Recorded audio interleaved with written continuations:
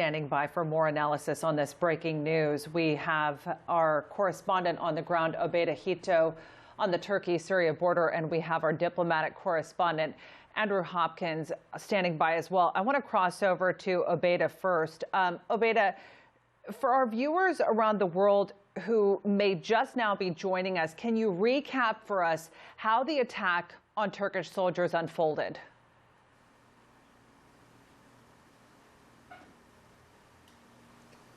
Well, Turkish soldiers are operating in Idlib for the last several months now. Their presence started in 2017, but the presence of Turkish soldiers intensified over the last several weeks as Russian-backed Assad regime forces advanced in northern Syria.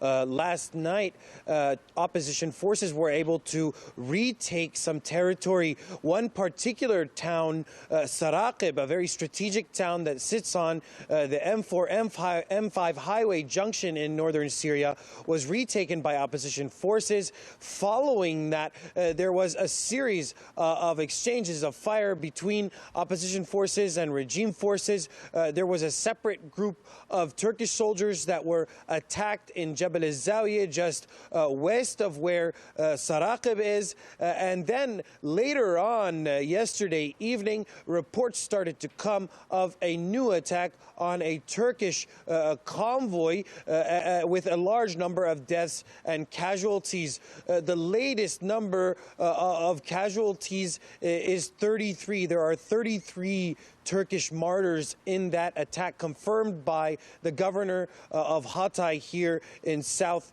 Turkey. There are also more injured people being treated in the hospitals, in the Reyhanli State Hospital, as well as the Hatay State Hospital. But the governor said that those people are now in stable condition.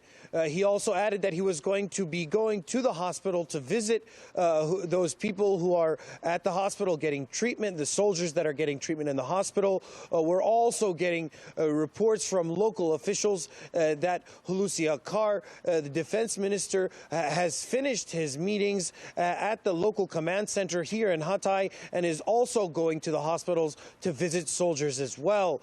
This attack came as a shock to the Turkish community and the soldiers and their families and the Turkish military. This is a very large number of casualties, martyrs as well as injured people. The situation on the ground continues to de-escalate, and people here in Turkey, Turkish people, are asking when the situation is going to change, when Turkey is going to be taking the fight to those who have attacked them. The Hatay governor's statement has been very clear that the regime is responsible for these attacks and that these attacks came from jets from the air. It's not clear yet what kind of response Turkey will make. They are asking for support from NATO. They are asking for support from the United States to take control or at least have the ability to operate in the air. But until now, on the ground in northern Syria, the Russian-backed Assad regime has the advantage because they are able to use aircrafts. The time that we've spent in Syria over the last several weeks, it's been very clear that the air dominance of Russia and the regime is what's tipping the balance for them on the ground. At any given point in time, there are multiple jets operating. There are drones operating in the sky. They're passing coordinates off to, to command centers, and then those command centers are getting orders for it is a shock, but it's something that Turkey's President Recep Tayyip Erdogan had warned about. So we understand that Turkey's retaliated against regime positions, but do we have any indication if a larger operation is imminent at this point?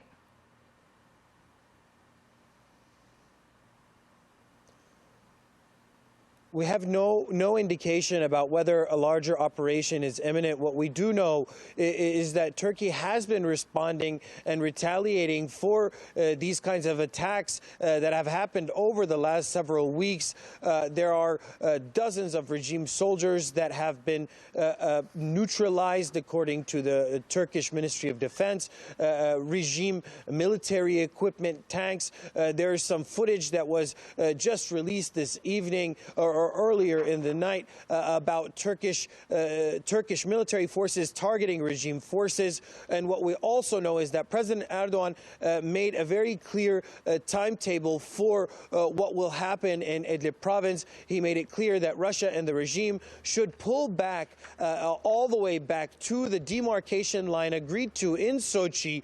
Otherwise, Turkey would be carrying out its own operation in Idlib province. The last day of February we're in the last day of February, and it's going to be a very critical 24 hours ahead. Whether or not Russia and the regime are going to pull back to those demarcation lines is unclear as of yet. All right, Obeda Hito, really appreciate your reporting on the ground. I want to cross over to our diplomatic